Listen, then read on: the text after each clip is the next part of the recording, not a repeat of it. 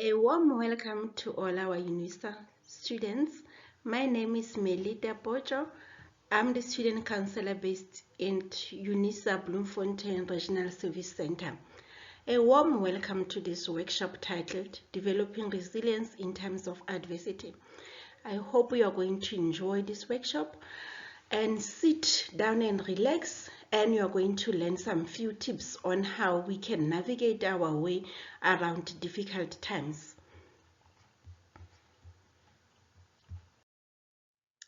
One can be asking, why resilience? Why do we need to talk about resilience? What's important about resilience? And also, what is resilience all about? And the answer to this question lies in the quotation by Chris. He said, we need to learn not to only survive, but we need to thrive in this ever-changing world. So that answers why do we need to talk about resilience? It's because we need to always at all times try to be thriving. Because when we are talking about survival, it's, when you are just getting by, you're just moving, but you are not reaching your full potential. We can also look into Maslow when he talks about our hierarchy of needs. When we are surviving, we are just talking about when our basic needs are being met. But he talks about the highest level of needs, which is self-actualization. When he talks about self-actualization, that's where he talks about us thriving, reaching our full potential. So as human beings in this ever-changing world, we need to constantly learn to adapt, learn to reach our full potential, and ultimately thrive, not only to be surviving, because when we are living in a survival brain, that is not good for us. It has got very damaging psychological impact. So we need to be able to thrive as the world is changing, because sometimes the change that is happening in the world, we cannot control it, but what we can control is how we live, on how we reach our potential, and how we keep on being flexible and changing as the world changing, and making sure that we become the best that we can ever be with the world that is changing. So that's why resilience becomes more important, and more so that we have just been through a pandemic which is still existing even now and continuing.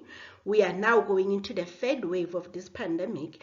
It shows how the world is changing. And in these difficult times, what do we do? Because most of us have lost their loved ones. Some people have lost their jobs. The mode of learning has changed. So many things have happened. So all of us, we have been confronted with this adversity. So then the question is that we often get is, how do we adjust? How do we make the best out of it? So the answer lies in, how do we develop the resilience?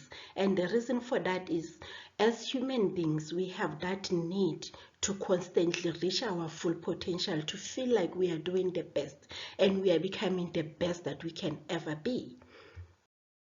So now, why is resilience so important? The resilience is important because it is rarely that you will find that individual, they are never confronted with adversity, or they are confronted with challenging circumstances during their lifetime. It's rarely the case that that happens, that you're going to live your life whereby everything is going well, nothing is going wrong, everything is a smooth sailing. That hardly happens. The reality is, most of us, one way or another, in the course of our lifetime, we are going to be confronted with adversity. So that's why resilience becomes important. And the resilience becomes important because people who are resilient, they tend to be able to harness their inner strength and their resources to be able to rebound quickly and move more fully from the setbacks.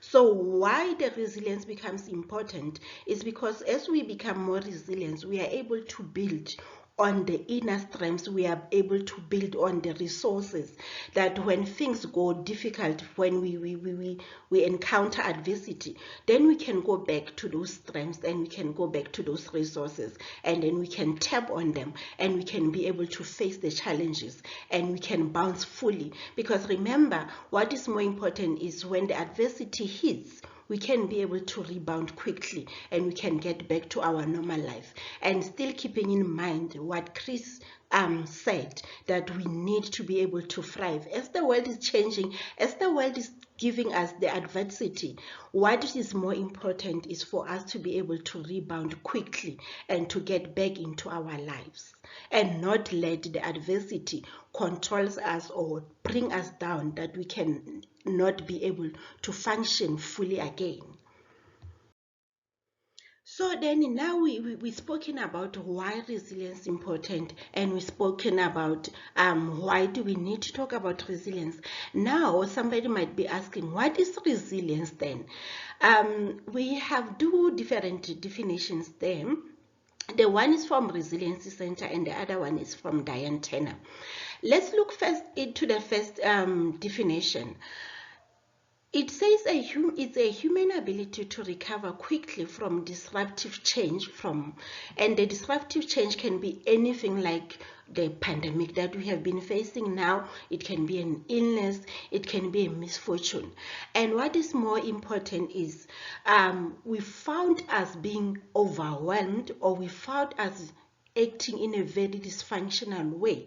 So it's our ability to recover quickly from whatever the disruptive change that it might be without being overwhelmed or acting in a dysfunctional ways. The second definition that we have there, that is from Diane Tanner. He says resilience is the ability to be successful both personally and professionally.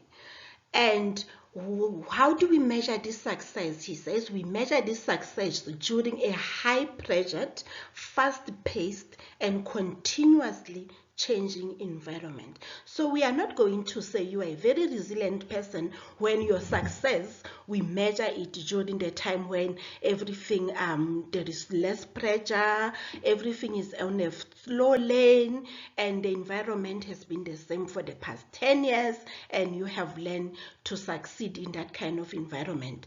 But then we can talk about resilience when the success, both in your personal life, both in your professional life, and when we are talking about the professional life, we are also including our academic life there.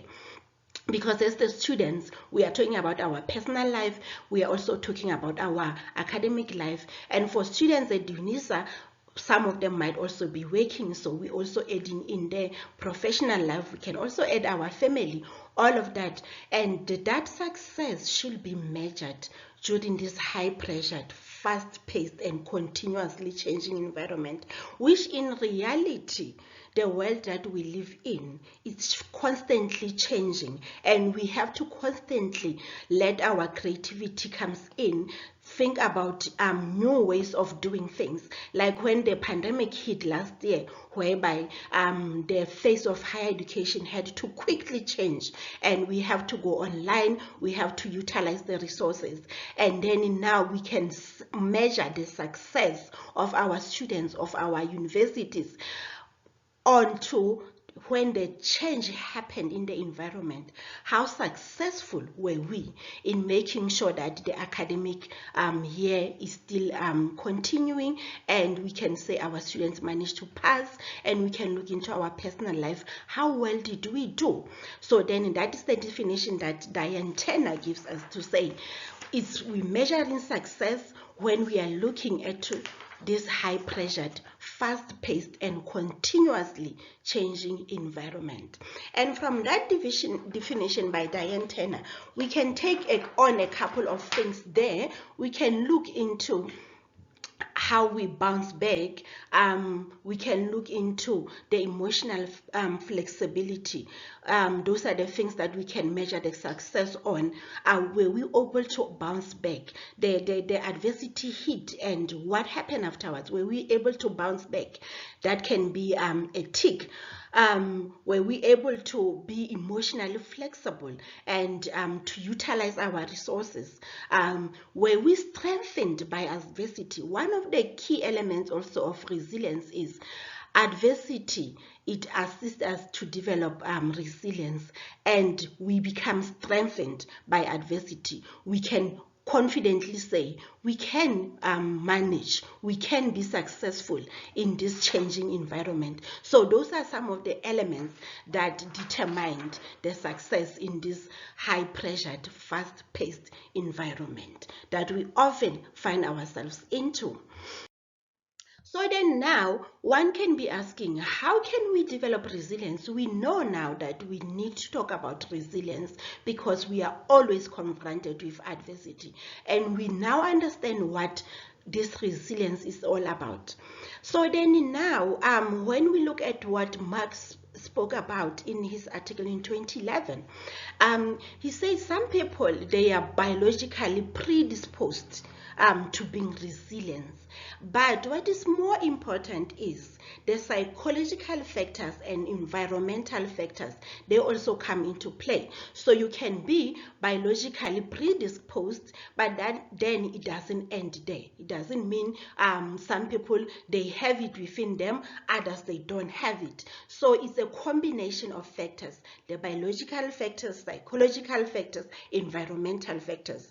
So basically he summed it up nicely where he says resilience is not actually a trait that people either have it or they do not have it. Like when we are talking about the biological factors, some people have got it, some people they don't have it.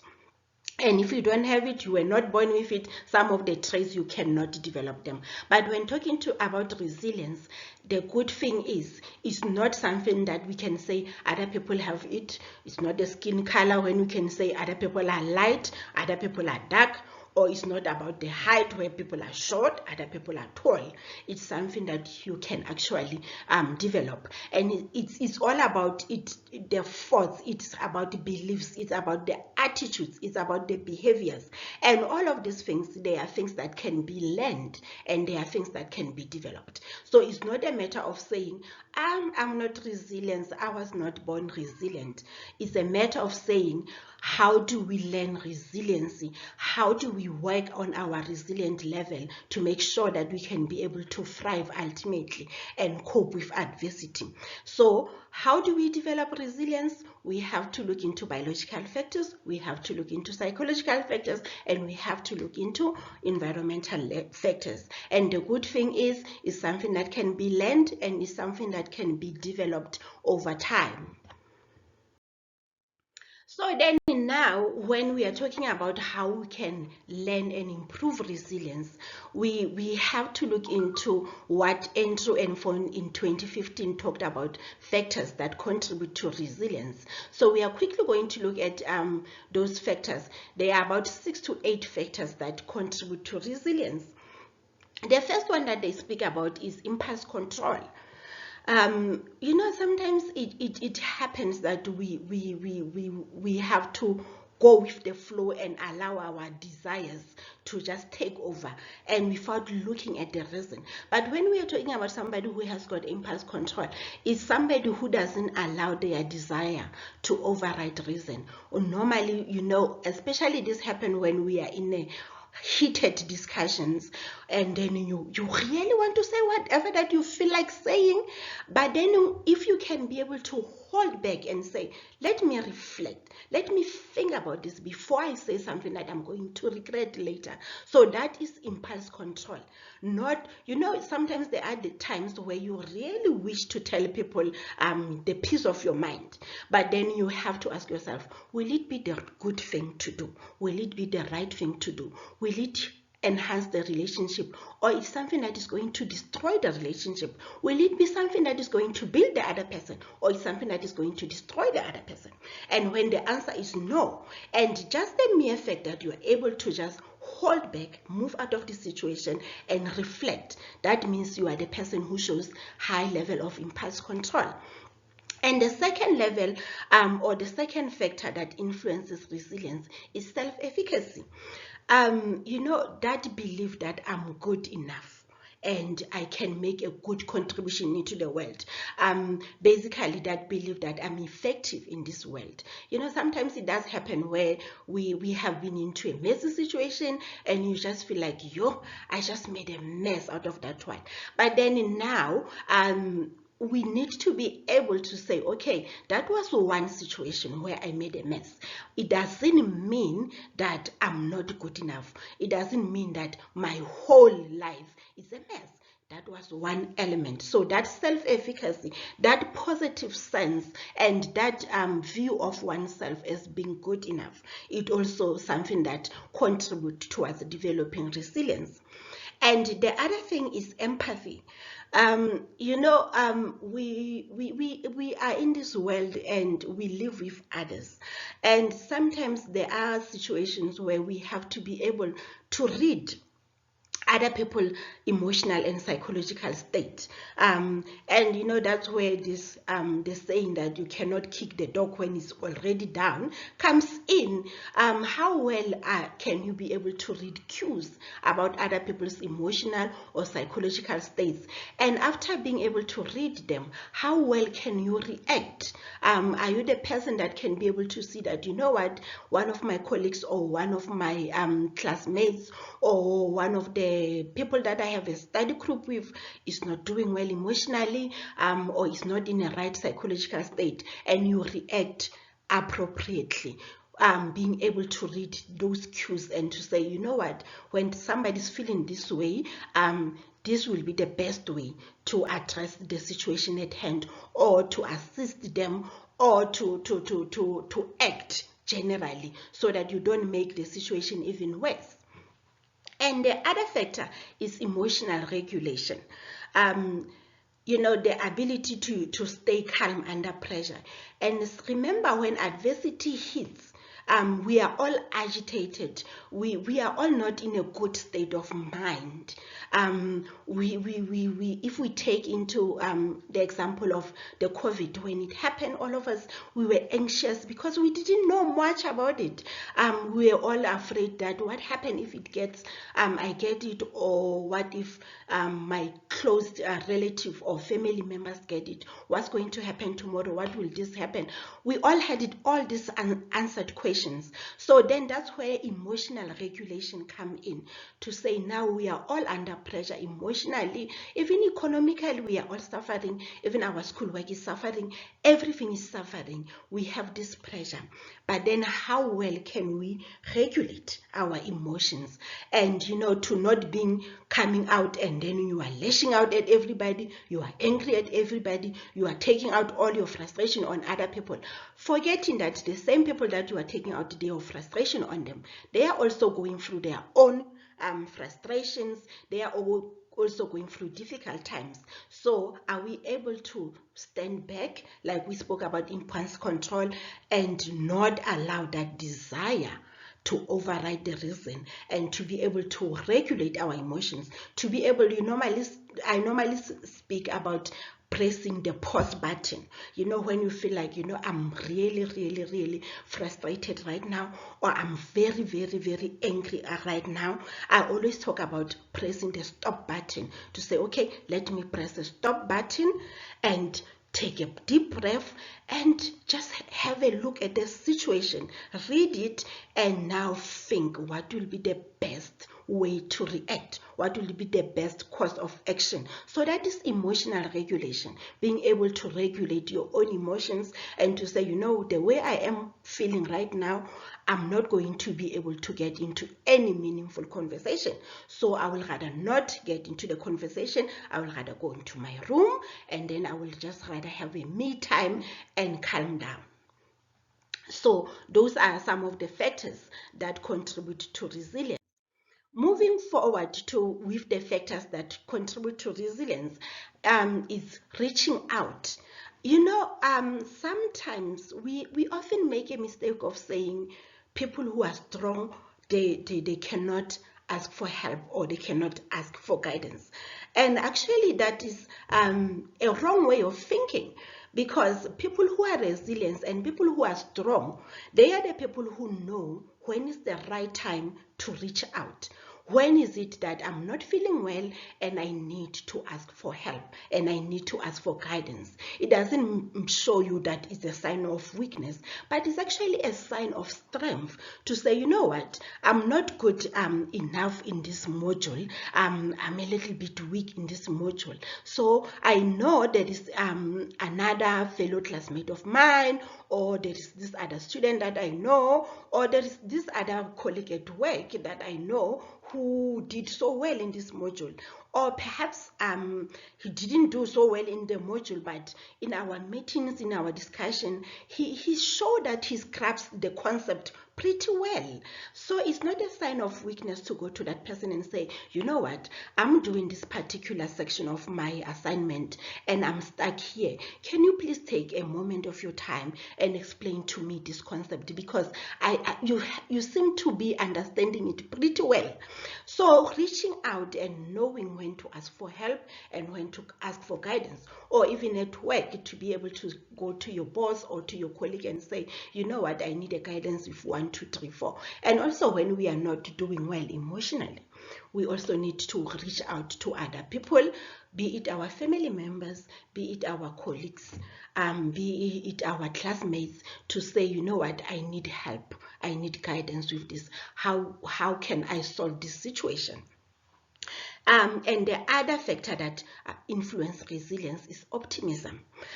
You know, that belief that things can change for the better and I am in control of my situation. You know, things really get out of control when we lose that sense of control. Sometimes that's when we'll hear people saying, you know what, I need to claim my control back because I'm feeling like my whole life is out of control. And that's what adversity normally does to us. Somehow it affects our sense of control, you know, that ability to make rational decision. But if we are optimistic and we always believe that, you know what, things are not going to be always this way, things are going to work out, and they are going to work out for the better. And ultimately, I can be able to control the situation. Regardless of how bad it might look, I still have got that control over the situation. I can still make things happen. Because the moment you feel like you are out of control, then things actually becomes a little bit more messy. And now that's when the anxiety comes in, to feel like, you know what, there is nothing I can do about this situation. But when you have that sense of control to say, you know what, there is still something that I can do to make the situation change, then you feel much better, and that contributes to the level of resiliency. And the last one is causal analysis, you know, being able to accurately identify the causes of the problems. How did I get into this situation? What are some of the things that are fueling into the situation?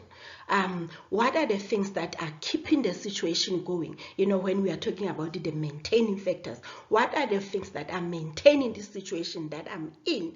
I'm in this bad situation. There are things that have caused it. 1, 2, 3, 4. We can be able to identify the causes. And there are things that are maintaining the situation. And there are things that can actually, that I can do, that can help me to get out of this situation and change the situation for the better. So being able to do that identification, to identify what caused the problem, because more often than not, when the problems happen, we don't have to always look into the effects and just look into the effects of the problem without going to the root cause. Let's take an example of perhaps having a small child who's acting out. If we are going to focus only on reprimanding this child, that is not going to assist as much, because we don't know what is causing this child. All of a sudden, this child was a well-behaved child, but all of a sudden now this child is acting in a way that we have never seen it before. So one of the things that will make us to handle the situation much better is to look into what has caused the problem in the first place.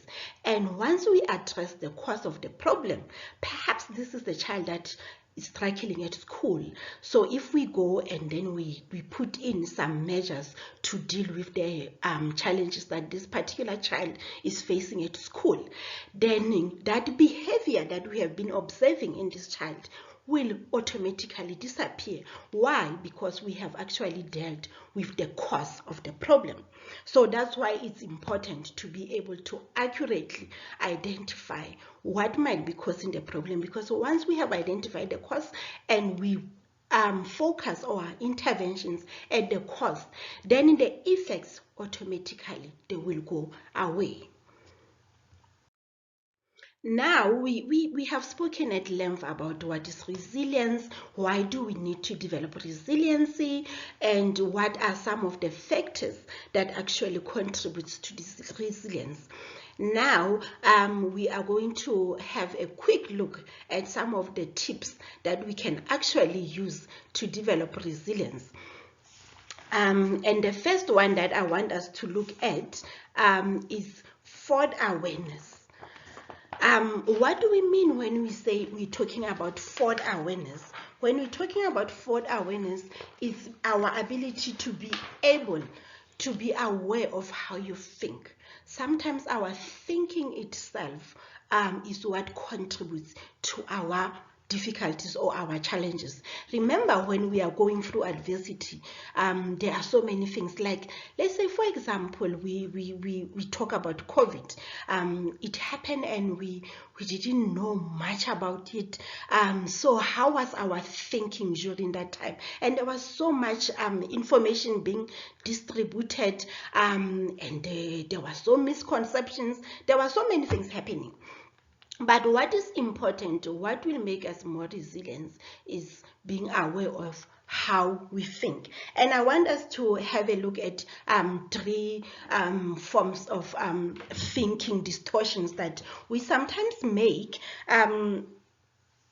Let's talk about the first one, which is the most common one, which is personalization. You know, sometimes when we are going through difficult times, we tend to personalize things and blaming ourselves even when things are outside our control. So sometimes there are times where we need to take responsibility to say, you know what, I have made a mistake and I'm going to do 1, 2, 3, 4 to change it. But then in certain circumstances, things might happen which are outside our control. So sometimes when you are a more resilient person, we need to be thinking that not everything that happened is about me. It's about I have done something wrong. I'm a bad person. Sometimes things happen. And it's not because we did something wrong. It's not about we contributed negatively to it. It just happened. It's sometimes some of the things are natural disasters. Nobody could have prevented it. It happened. So normally people who have resilience, they don't blame themselves when everything bad happens. They can be able to see the cause of the problem, and sometimes it can happen that it's external circumstances. So the example might be if it happened that you were working on your assignments and the electricity went off. Perhaps the assignment might not be a good one because you could have actually worked earlier and finished your assignment on time. But then if you waited until the last moment, then in that it can be a failure on your side. So then that one you will have to take a personal blame for it.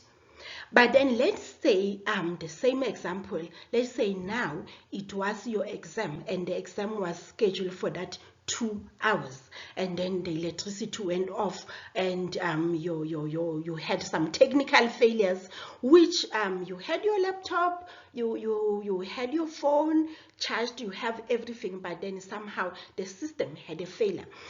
You cannot personally blame yourself for that, because there were external circumstances that caused you not to finish your exam. So you cannot be saying, I'm not good enough for this module and I'm not going to be able to finish my studies at UNISA because I failed that module. We have to look, what was the cause for your failure? Was it due to fault of your own? No, there was a system failure. And could you have done something about it? Is there anything that you could have done to prevent it from happening? When we look carefully, you can check. You had charged your laptop. You even had your phone charged. You had even a backup laptop or a backup phone. So all these devices that you had in order to plan to say, if one device doesn't work, I'm going to move to the next device. If the other one doesn't work, I'm going to move to the other one. But then now the system crashed or the system failed.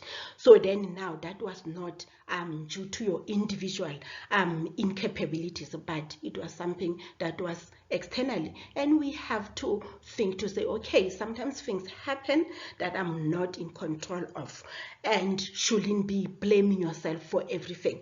But then sometimes people who are not resilient enough, they will always blame themselves for everything. And the other one that I want us to quickly look into is permanence. You know, we spoke about being optimistic, talking about having the look that no matter how difficult or how bad this situation is, it can always change for the best. But then now, sometimes it happens when we are confronted with adversity that we think, yo, things are going to be like this forever. I'm never going to finish my studies. I'm going to be failing all the time. I'm not going to be able to understand that module. And then we are thinking negatively and thinking that things will never change. So part of being resilient is for us to thinking that some situations are temporary and we are able to move out of that difficult situation and we can be able to make the best out of it.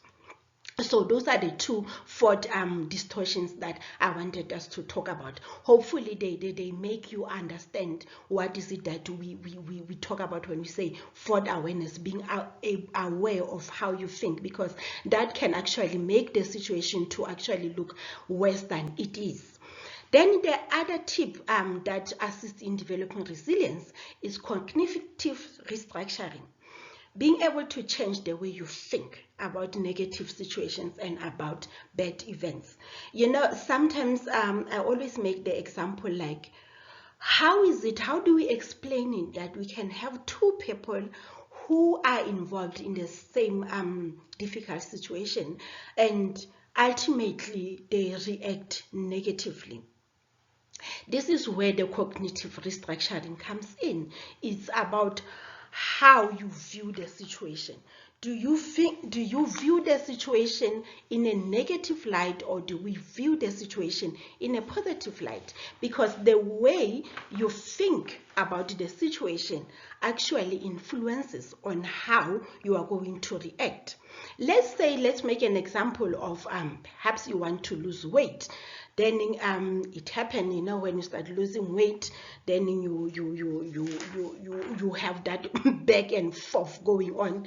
You gain. Last week you lost perhaps a kilo and you are very happy, you are all over the moon, there is some progress, and then in 2-3 months down the line you gain 1 kilo, and then now you look at the situation in a negative light to say, yo, I've gained just 1 kilogram, I will never be able to lose weight, I will always be this fat and this and that and that and that. But then now, let's take the same situation again and say now, I have gained 1 kilogram. And I know I gained that 1 kilogram because, you know, my sweet tooth actually took over, and then I ate a lot of ice cream, if you like ice cream like me, or I ate a little bit of chocolate, or I was lazy because it was cold for the past week, and then I didn't go for my regular run or my regular walk. So you can actually identify what caused the setback, and then in that is actually going to lead to positive outcomes, because you already know where you went wrong. And then you can say, okay, next time, instead of having 3 scoops of ice creams, perhaps I will have just 1, so that I don't get much weight. And even when it's cold, I will just dress a little bit warmer, and I will still stick to my routine and do my jogging or my daily walk. So the way you actually think about the negative situation, it has got a huge implication into what will happen next. If you see the situation as being bad, it's not going to change, and you personalize it, then the chances are you're going to be stuck in that situation for longer. But then if you view it in the positive light and you identify what actually caused that setback, and then you can work on it, and then you can change it, because it gives you that sense of, I'm still in control of this situation. There are things that I have done wrong, or there are things that went wrong in the process, and there are ways in which I can be able to change the situation. And the last one is understanding what psychologists say is post-traumatic growth. Being able to learn and to move on from the adversity, that things have happened that are bad, and then from there we can develop more sense of relationships. We can have the positive mindset. We can look at the things in a different way and understand what has happened, and we learn from it, and then we come out of it a little bit stronger, and we can focus on life again. Let's move on to the tips also on how to develop resilience. The other thing that we have to do in order to develop resilience is setting goals. And when adversity happens, to be able to commit to our goals.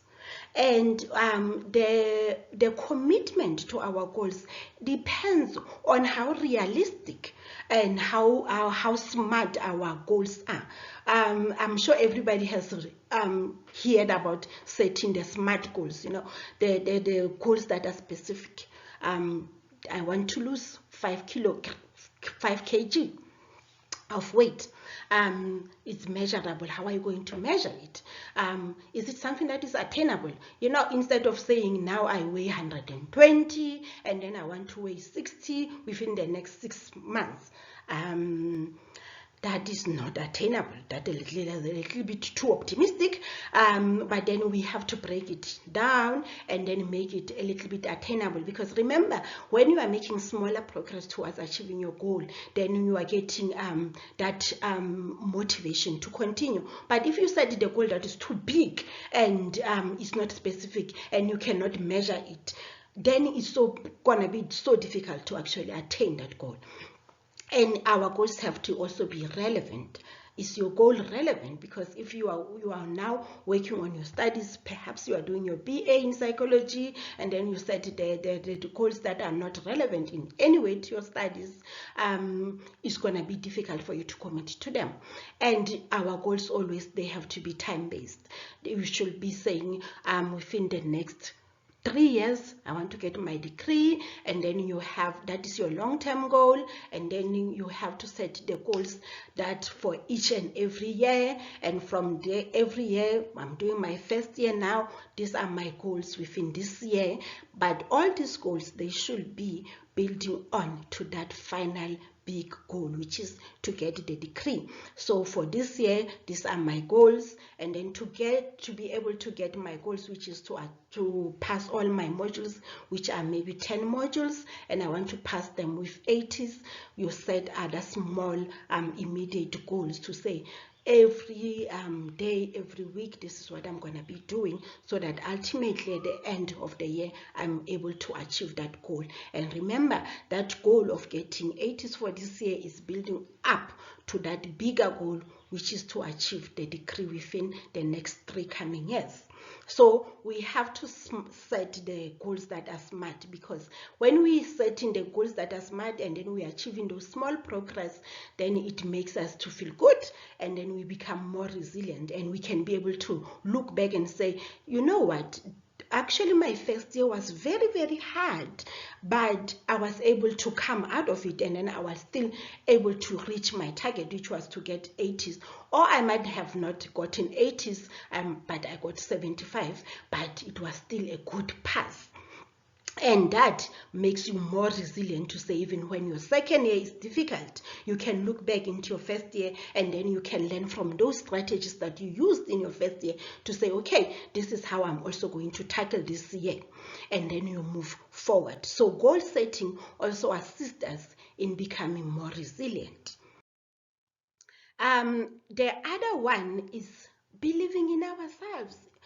That sense of confidence to say, I can do this. I can do this. Remember, sometimes when adversity hits, it shakes our core beliefs. And sometimes it can bring that element of doubt. Am I good enough? Can I actually do this?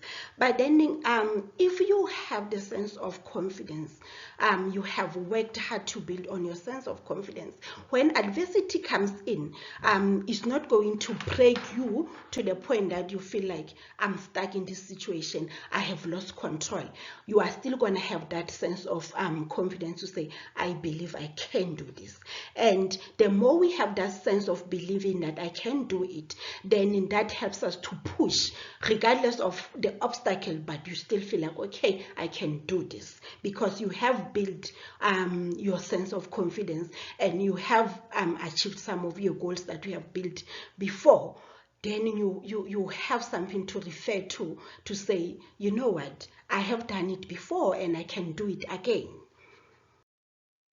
And the other thing that I want us to take a moment and look into is our freedom to decide, our choice. Oftentimes, what happens is, remember, we have the stimulus, which is the difficult circumstance, or a situation that is creating difficulty in our life, that you have not much control over.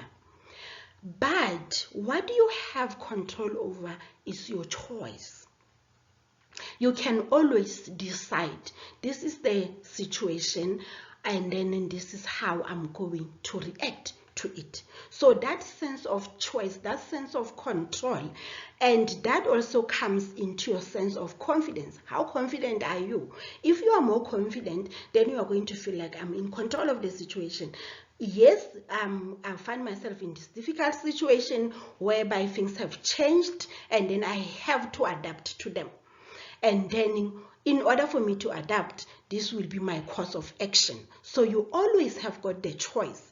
And we always have to make sure that we remember, when we are confronted with adversity, that ultimately, in between what happens to you and your course of action, there is that thin line in between. And that thin line is your choice. And that thin line, regardless of how thin it is, it has got a huge impact on how your response will be. Because it's either your response is going to be positive or your response is going to be negative. Because if you are thinking that I don't have control, the situation is not going to change, there is nothing I can do about it, then it's going to ultimately remain the same. I like this quotation by Viktor Frankl, when he say, it's in his book, The Man's Search for Meaning. He said, everything can be taken away from a person, but there is one thing that cannot be taken away. That is the last of human freedoms, our ability to choose one's attitude in any set of circumstances, and to choose one's own way, to say, you know what, this is the situation I'm in, but I still have a freedom to choose, and I'm going to make a right decision, and I'm going to choose my attitude, and I'm going to treat my view of the situation. I'm going to view it positively, or I'm going to view it negatively. But ultimately, I have the choice, and I have the control over the situation. And I will also like to talk about developing strong relationships. You know, when adversity hits, we need the people around us. That's where, you know, we learn that a man is not an island. It cannot survive on your own. We need other people around us. We need our family members. We need our colleagues. We need fellow students that we are doing the same course with. You know, when you are sitting there alone at wherever you are at home, and then you are feeling like, yo, this psychology 101 is so difficult, I don't understand it, I will probably not pass it, perhaps I'm stupid, perhaps this and that. But then when you actually log on to my UNISA discussion forum, and then you meet other students, and then they are experiencing exactly the same challenge that you are experiencing with psychology 101, you realize, oh, actually it's not about my level of intelligence. I shouldn't doubt that. The module is a bit challenging, and then you learn from other fellow students to say, but for me, what worked best was when I tackled this question this way. So then you have other people to lean on. You need people from your church, you know, because we have various needs. We also have our spiritual needs. You need people from family, because you need that sense of bond with your family members. You need that support from your colleagues. So we all have, we have different needs, and they can be met by different people. So when things are going well, it's always good to maintain those real friendship and those strong relationships, so that when we are going through adversity, we can be able to lean on those people. And you know, there is nothing more encouraging than when you feel like giving up and having that one person to say, no, we are going to do this together.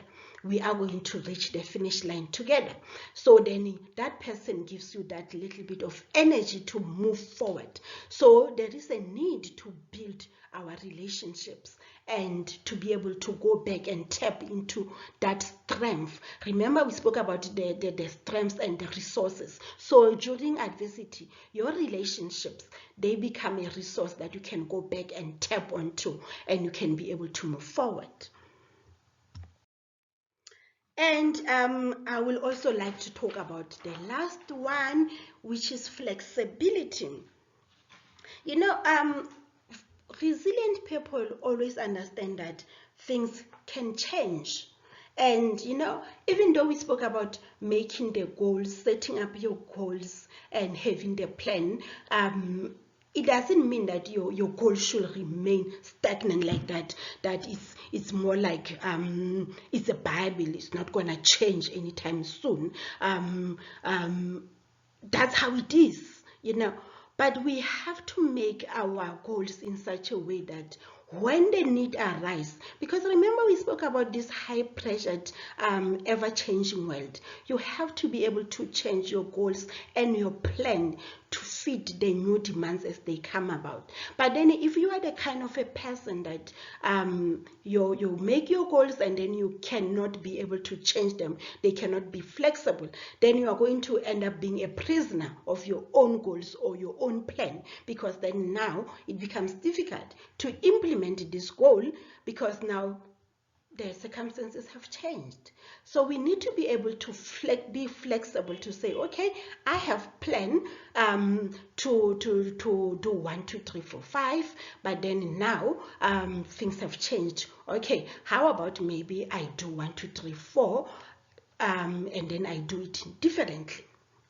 For example, if we have to talk about things like this workshop that we are now doing online, we used to do it face to face, but then COVID happened, and when COVID happened, we had to be flexible. We had to think whether COVID is here or COVID is not here, ultimately the students still need our support.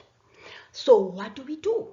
Then we had to think we have to take things online, because even though we cannot see or we cannot meet our students face to face, but then we can do recordings we can send to our students. They can be able to listen to them at their own time. So that is the flexibility we are talking about. We need to make our plans, but then we cannot be prisoners of our own plans. Our plans should be good enough and to be flexible to suit the changing circumstances. So when we're making our plans and we are setting our goals, we have to take that into consideration. In summary, we spoken about what the resilience is, and we spoke about that resilience is actually a psychological strength. Some people can be predisposed to it biologically, but ultimately something that we can learn, is something that we can develop over time, and it can help us to adapt and to grow from challenges. We spoke about some of the tips that we can use, like cognitive restructuring, post-traumatic growth, and we spoke about the importance of believing in yourself and the importance of setting the goals and making sure that our goals are smart. And in addition to being smart, they need to be flexible, because the world is changing and we need to be changing with our world. So that actually brings us to the end of our workshop, and I hope that you have learned something, you have taken away some few tips that you are going to implement in your life, and I would like to wish you best with your studies for this 2021 academic year, and hopefully we are going to be able to get through the adversity together and come out stronger than ever before. Should you have any challenges, you are free to contact UNISA counseling offices near you and speak to the counselor, and they will be able to assist you in this journey. All the best, and thank you.